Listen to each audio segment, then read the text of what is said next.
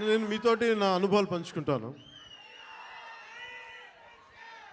అంటే నేను మీరు ఇప్పుడులా కనిపించే సత్యానంద్ గారు నాకు పరిచయం అయ్యే టైంకి నాకు బయటికి 10 మంది మధ్యలోకి రావాలంటే చాలా ఇబ్బంది ఉండేది. రూమ్లోంచి బయటికి రావాలంటే సిగ్గుపడిపోయాడు, ధైర్యం ఉండేది కాదు. కానీ లోపల చాలా ఆలోచించేవాడిని. ఏదన్నా సరే బయటకు వచ్చి ఏదైనా మాట్లాడాలి, గొంతు పెగల్చాలి అంటే లోపల బిగుసుకుపోయేది, భయం వచ్చేది, గొంతంతా ఉండలు పడిపోయాయి, ఉండలు చుట్టుకుపోయేది.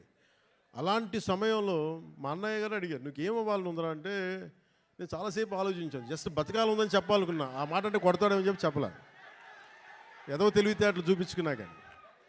కానీ నాకు లోపల ఏముండిందంటే నాకు ఏ కోరికలు లేవు. నాకు చిన్నప్పటి నుంచి నాకు పెద్ద ఏం కోరికలు లేవు.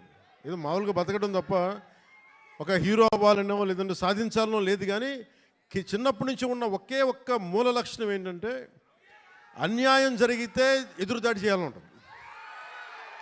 నాకే జరగక్కర్లే, అలాగే సహాయం చేయాలనిపిస్తుంది.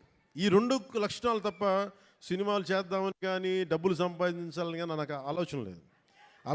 అలాంటి నాకు చదివేవాడిని.